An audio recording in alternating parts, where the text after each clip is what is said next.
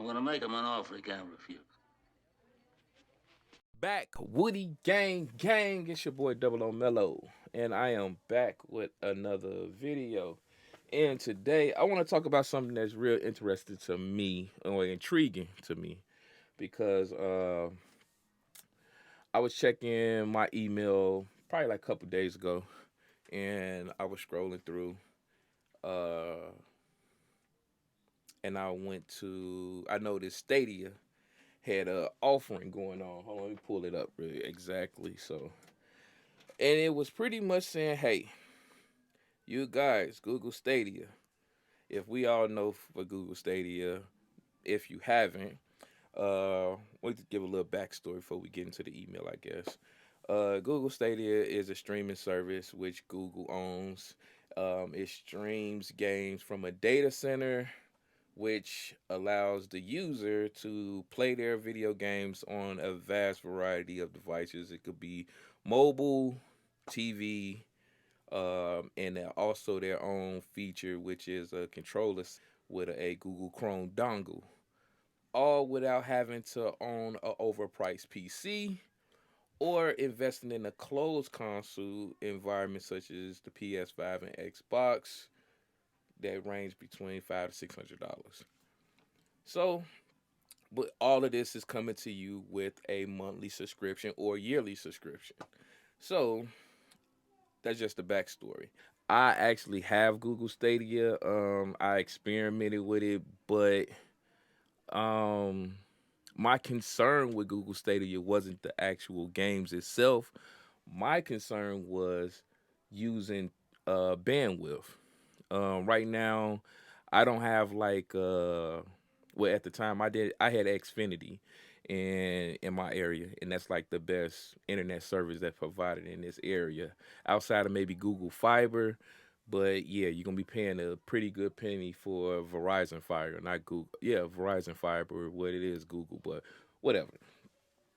That's the most expensive. It don't provide it in my area, and on top of that, it costs up the the cost is crazy.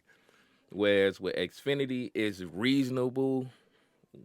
Take that with a grain of salt, but they do force you to take other features of their service that you may or may not want just to get a decent quality of internet. That's the pros and cons of Xfinity.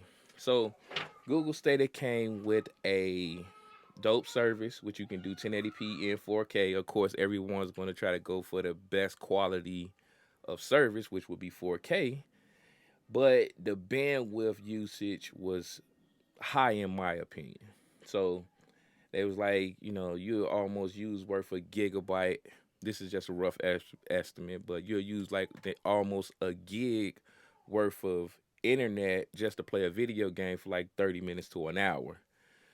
So you really had to engage in your consumption of playing the game because you'll go over your cap. This is when they was doing internet caps. You'll go over your internet cap, and now you got to pay extra just to play a video game where you can go and get your PC or your Xbox or PlayStation, play that same very game, and don't have to worry about an internet cap. So that was the pros and cons with me, which stopped me from actually using them.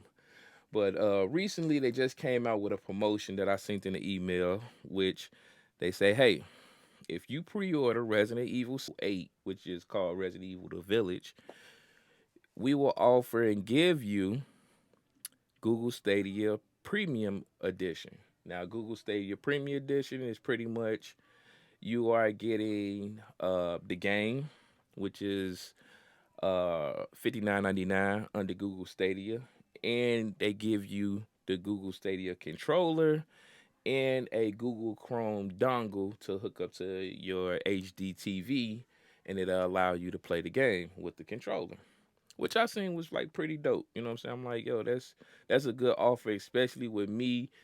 I was hesitant on paying the $170. I believe it was $170 at the time, or 180 for the controller. $60, and plus I won't get a game that I was already going to play. Yeah, I check it out and see just to have it. I don't have to use it for a say, and when I feel like playing the service, I pay for it. Now, that's just me. But again, I'm gonna have to double dip because I want to play it on my Xbox because I like achievements. So I'm probably most likely double dip in this joint. Plus, I'm a Resident Evil fan. But I wanted to know what y'all take on it. Me personally, it's a good deal, but I think this is more telling of the service because again, everyone is looking for original content. They have a vast variety of games when it comes to Google Stadia. The problem is that same content can be received from a console. So I think this move, personally, in my opinion, Google Stadia has a dope data center service, which their games, when it came to the quality of game and actually playing the game, it was smooth, it was spot on, it wasn't no latency in my opinion. From what I experienced, no, I did not have the controller. I actually played it on my iMac, and if you have an iMac and Apple devices, you know that when it comes to gaming, it suffers severely lacking when it comes to gaming on an iMac or a Mac device. You know, you can do other production things like editing and all those type of things. It's great for photoshopping, but when it comes to gaming, it ain't really built for that. So to actually add a streaming service on it was dope. I'm actually a Mac user, so to have it was pretty cool. But to turn around and have to invest all of that money into a service that I have to worry about a data cap, and on top of that, content is original content is little to none, and I pass on it.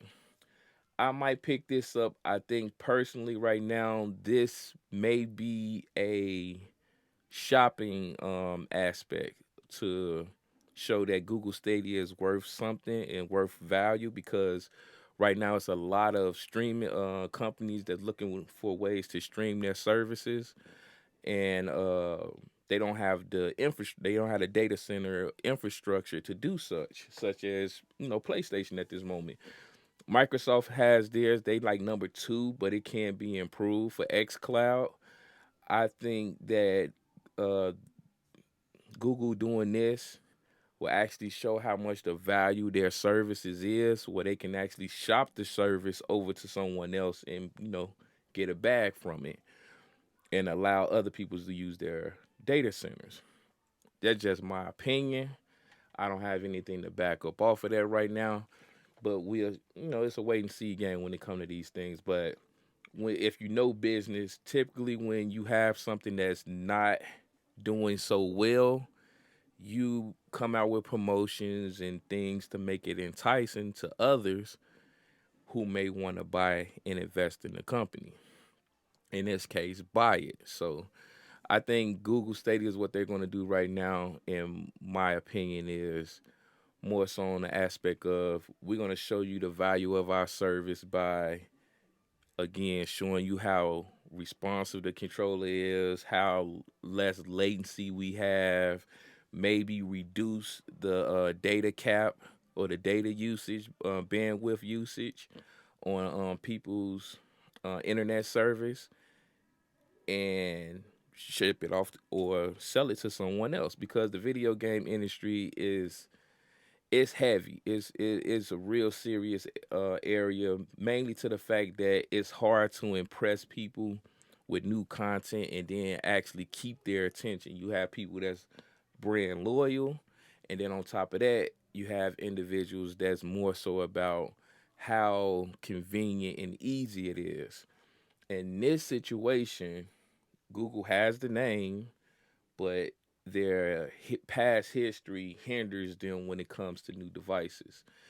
And on top of that, um, is already out. People are painting a narrative of saying they do not have any games. There's no original content on Google Stadia. So why would I purchase? So and to an extent, a newsletter came out stating what Google was looking at, and they said, hey, they're stopping original content. They're still going to be delivering content such as Resident Evil, but they are kind of pumping the brakes a little bit on dropping original content, which again is alarming. So the best way to entice people to want this service is to pump it up enough to get enough value and revenue from it, which doing these bundles and these deals, such as the Resident Evil situation, and then shop the service off to someone like Sony or Microsoft who very much needs this type of service for what they're trying to offer in the future. But let me know what y'all think. It's the end of this video. I'm gonna try to bring out more content. It's your boy Double O Mellow. Click it blue and slap it red. And I'm out. Peace.